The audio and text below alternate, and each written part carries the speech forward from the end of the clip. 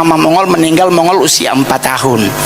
Papanya Mongol hilang di saat mamaku hamil 2 bulan. Jadi otomatis Mongol udah dari kecil yatim piatu.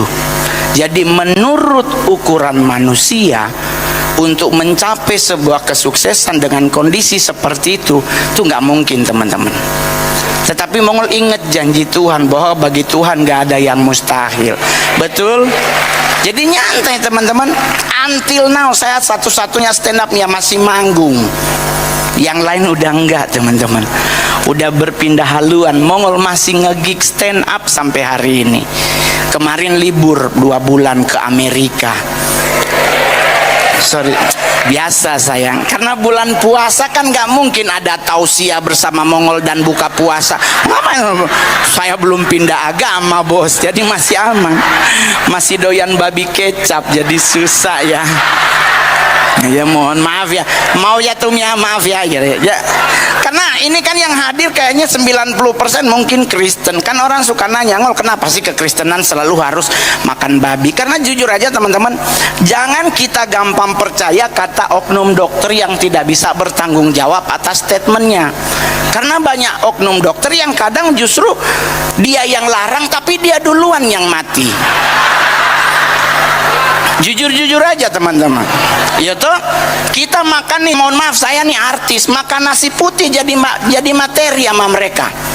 Pak Mongol, jangan dong nasi putih, nanti gula kamu tuh tinggi Pak Mongol, karbonnya nanti begini-begini. Kadang-kadang gua yang bayar, dia yang repot gitu. Terus saya nanya, jadi dok bagaimana? Pak Mongol tuh karena kulitnya Pak Mongol sangat kering, jadi harus rajin makan sayur Pak Mongol, biar bisa membuat kulit Pak Mongol tidak terlalu kering, biar ada glowingnya gitu. Saya bilang, dok, kambing tiap hari makan sayur, mukanya begitu-begitu aja dok, nggak ada glowingnya. Disuruh makan buah, no monyet Tuhan Yesus tiap hari dia makan buah, begitu-begitu judipin muka. Jadi kadang kita ribet dengan apa? Menurut kata orang, padahal cek dulu dompetmu cukup kah tidak. Nggak boleh makan babi. Kenapa dok? Ada cacing pita Pak Mongol. Terus dimasak pada 1000 derajat Fahrenheit, cacing pitanya nggak mati. Saya bilang, tenang dok, selama dikunyah putus cacingnya.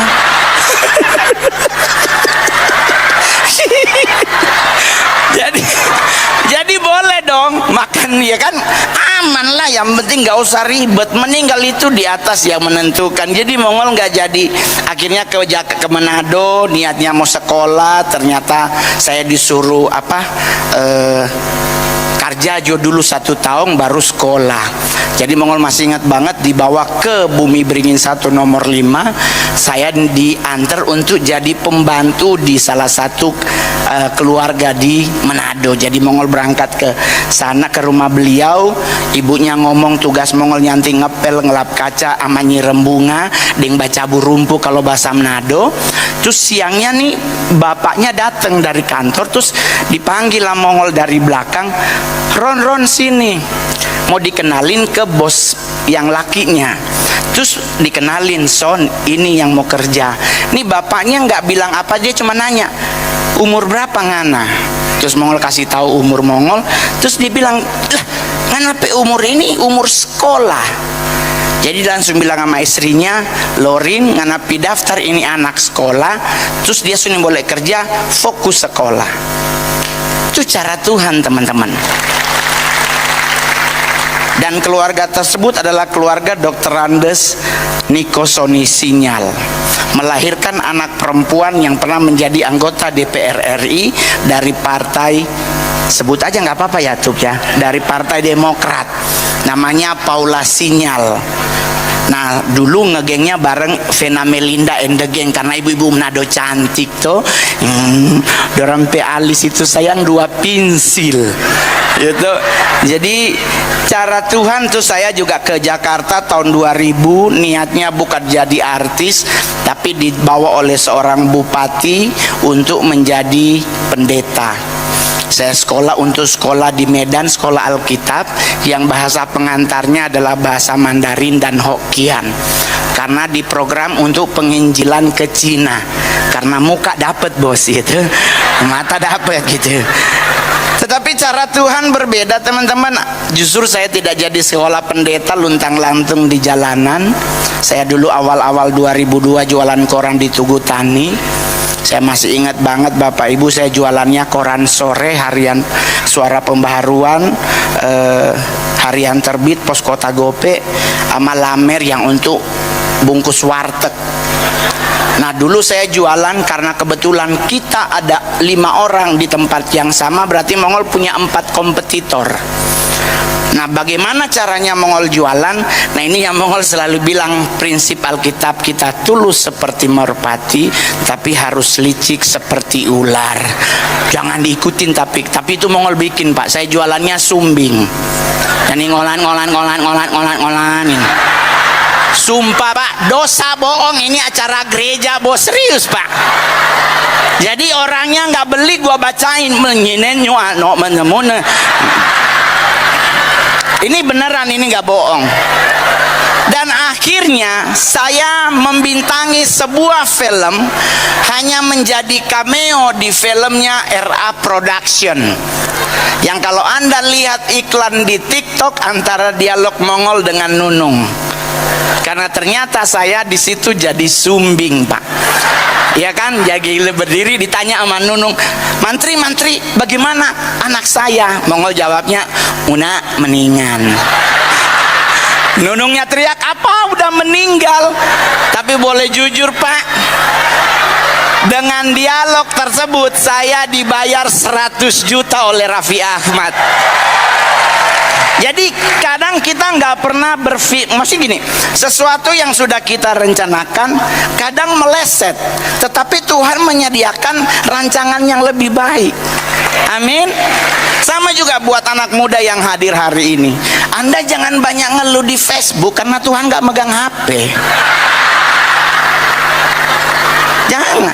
Kalau Anda menggunakan Facebook itu bukan buat curhat, nagih utang. Lu bayar, kalau enggak gua tulis nama lu, itu pasti langsung lunas besoknya.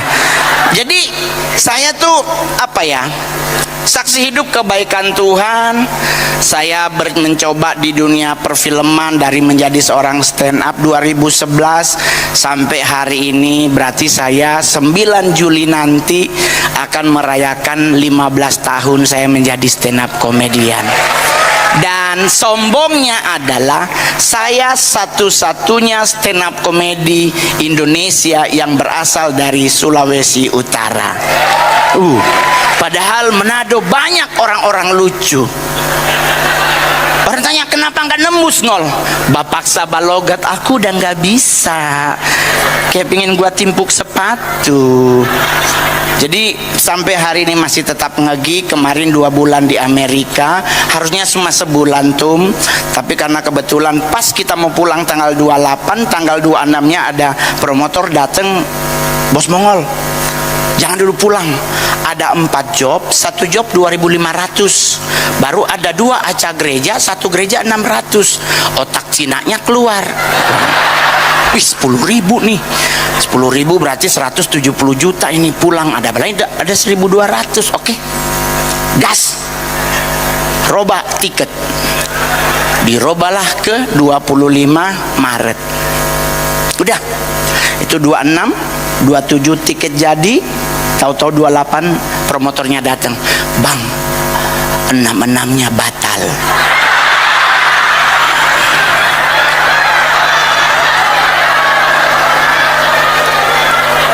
Enam-enamnya batal. Dan orang nanya, terus kenapa Mongol nggak stres? Pak, udah di negara orang Pak, udah syukuri aja.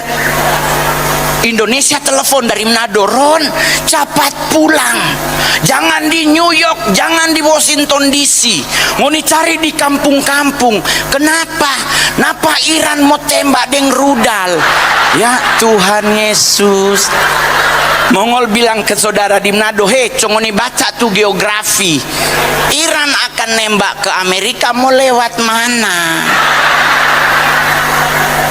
Terus tadi siang Mongol ngonten ngebahas perang dunia ketiga, dan kita akan mengalami peperangan alam roh dengan jin dan sebagainya.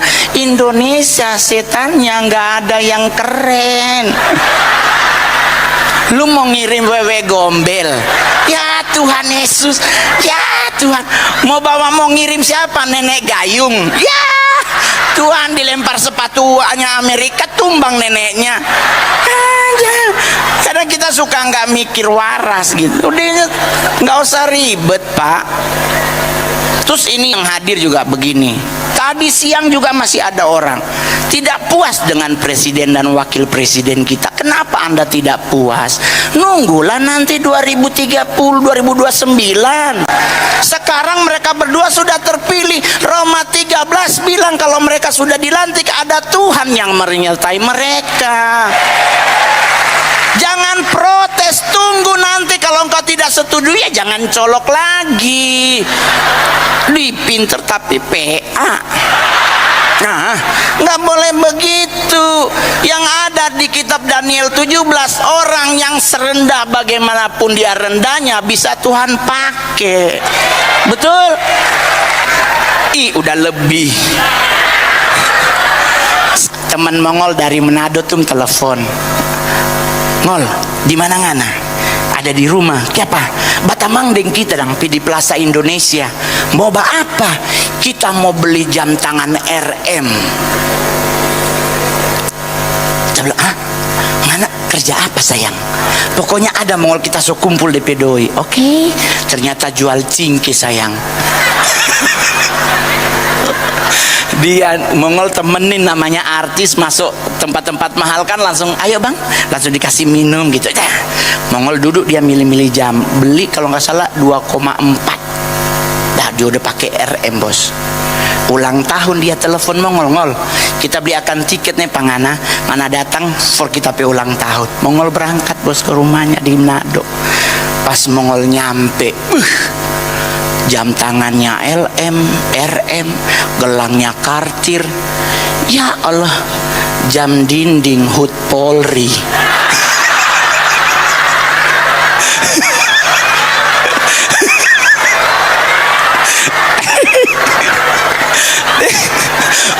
Mongol langsung bilang, oh Tuhan tuh jam 2 miliar mar jam dinding HUT Polri. Ini pasti dapatnya waktu gerak jalan. Aduh Tuhan Yesus, udah lewat 4 menit lebih. Terus ada door prize teman-teman. Bocoran door prize hari ini, konon kabarnya ada tiket untuk ke Israel. Ya, tapi tiket tersebut transitnya di Iran. Jadi